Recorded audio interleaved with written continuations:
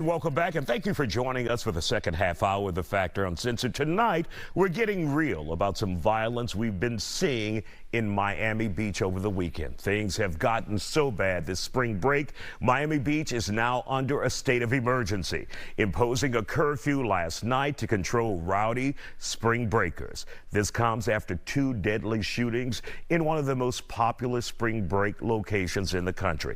24-year-old Dontavius Polk has been arrested in connection with one of the murders. He's accused of shooting the victim with a stolen gun 12 times. Many people called it an execution. We're asking a hard question tonight.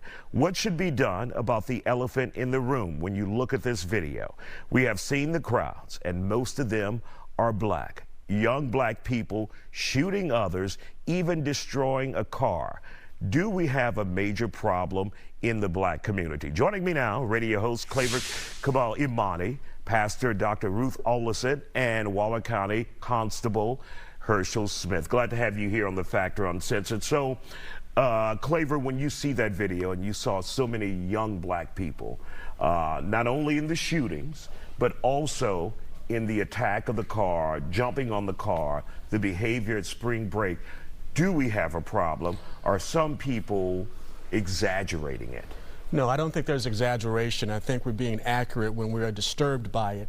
I think we have problems with, generally speaking, four really important institutions in our country to where we're seeing a serious decline in morality in a culture. First, I think the capital C church is a problem that we need to deal with. Pastors from the pulpit are not preaching about these things. We have a problem with government and governance. We have a secular government, but I call Washington, D.C., Washington Devil City. They've gone more than just secular. They become anti-Christian, anti-Bible, the type of values that made this country and this state and this city great. The third thing, I think we have an education problem. It's no longer education, it's indoctrination. And the fourth thing, I think we have a parenting problem. I think the skill, the art, the obligation of parenting has really been lost in the black community. And I don't think we should really indict all of our black youth. Absolutely right? not. I mean, there's some excellent young people out there that are holding down a part-time job, that are serious about their matriculation, that really want to be contributors to our society economically, culturally, and we need to point them out. We need to give them their laudits, their props. There's some good kids out there. But generally speaking, we have some institutions that are really exacerbating and accelerating the decline of our society. And I think it's showing up in what you see in Miami Beach and in other places and on other occasions. For instance, what we saw up in Austin, when you had some joyriders taking over the streets of Austin to drag race and to do donuts out there and do drift and holding up traffic and then attacking our police officers, our men and women in blue. It's a consistent, it's a constant that we're seeing in our society. It's a decline, and it's troubling to us all. All right, Dr. Olson, let's bring you into this conversation. Your thoughts on what we are dealing with. Are we being too tough on black youth? Are they being singled out, or is this a real issue that we need to address? Well, clearly, when we see video like we see there, we know we have a problem. We need to talk about it. We need to come up with solutions.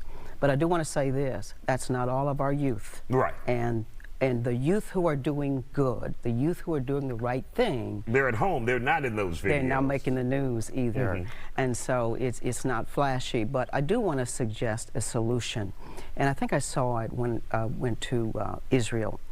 And we can look at they have a system that I think addresses everything my brother said right here.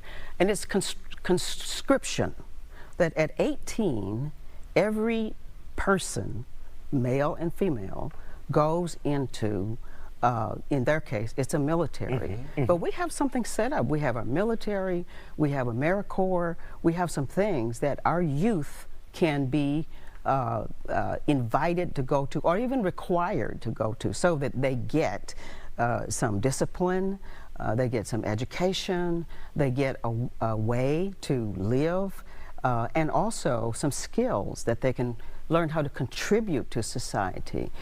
Because we also have some other laws that are in effect right now, and that in our state in particular, and it's permitless carry. Mm-hmm. So can imagine that. You don't have a job, you don't have any skills, but you can legally carry a gun, and the power that that gives. We have some things that are just really totally screwed up, and that's part of the political system.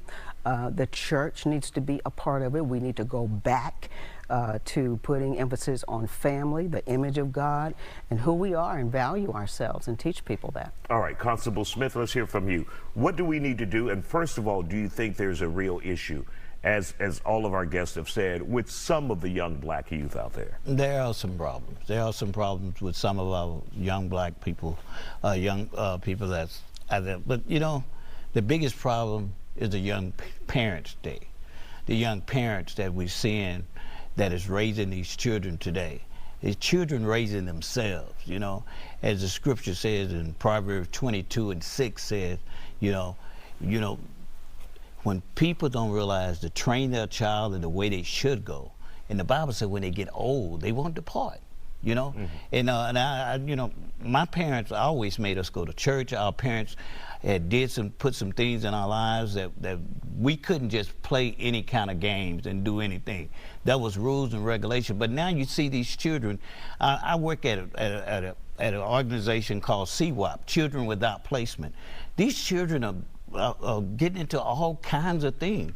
The video games, the killing on the video games, all this stuff is entering into the minds of these young people. And so when they get out in the public, they don't have a sense of conviction. The conviction they have is to have fun and to, you know, just make, and they think it's fun. But they don't realize it until after the fact. You know, that was one young man that just went in and shot his whole family. Blood was everywhere. And he said, I killed my family. I killed my family. He came to reality after the fact. Yeah. All he could think about is the game that he was playing every day. Every day at night. These kids do not go to bed 3 and 4 o'clock in the morning still playing games. And I'm saying, y'all allow y'all children to do this? Between games and social media. Guys, I wish we had more time. We need to dedicate a whole half hour. I'll bring you back.